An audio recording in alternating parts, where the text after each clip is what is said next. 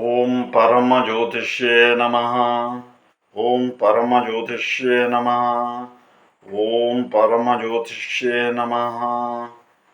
ಶ್ರೀ ಶೇಷ ಋಷಿ ಹೇಳ್ತಕ್ಕಂಥವರು ಕೃಷ್ಣನ ಲೀಲೆಗಳನ್ನು ಎಳೆ ಎಳೆಯಾಗಿ ಬಿಡಿಸಿಟ್ಟಿರತಕ್ಕಂಥವರು ಮತ್ತು ಅದ್ಭುತ ಕೃತಿಗಳನ್ನು ರಚನೆಯನ್ನು ಮಾಡಿರ್ತಕ್ಕಂಥವರು ಮತ್ತು ಅಷ್ಟೇ ಅಲ್ಲದೆ ಅವರ ಸಾಧನೆ ಹೇಳ್ತಕ್ಕಂಥದ್ದು ತುಂಬ ಅಪಾರವಾಗಿ ಇರತಕ್ಕಂಥದ್ದು.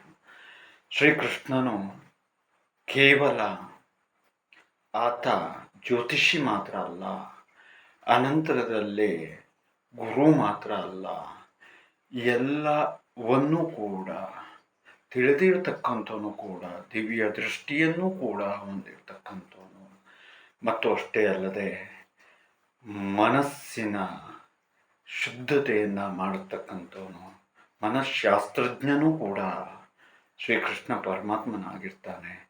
ಹಾಗಾಗಿ ಅಂತಹ ಒಂದು ಕೃಷ್ಣ ಜನ್ಮಾಷ್ಟಮಿಯ ಹಾರ್ದಿಕ ಶುಭಾಶಯವನ್ನು ತಿಳಿಸುತ್ತಾ, ಇವತ್ತು ನಾವು ಏನೋ ಒಂದು ಮನಸ್ಸಿನ ಕಾಯಿಲೆಯನ್ನು ಒಂದಿಷ್ಟು ಜನರಿಗೆ ಯಾವುದೇ ಮಾನಸಿಕ ಸಮಸ್ಯೆ ಇಲ್ಲದೆ ಪಾರು ಮಾಡಿದ್ದೇವೆ ಅಂತ ಹೇಳಿದರೆ ಅದಕ್ಕೆ ಮನಃಶಾಸ್ತ್ರಜ್ಞನಾಗಿರ್ತಕ್ಕಂತಹ ಶ್ರೀಕೃಷ್ಣ ಪರಮಾತ್ಮನ ಅನುಗ್ರಹವೇ ಕಾರಣವಾಗುತ್ತೆ.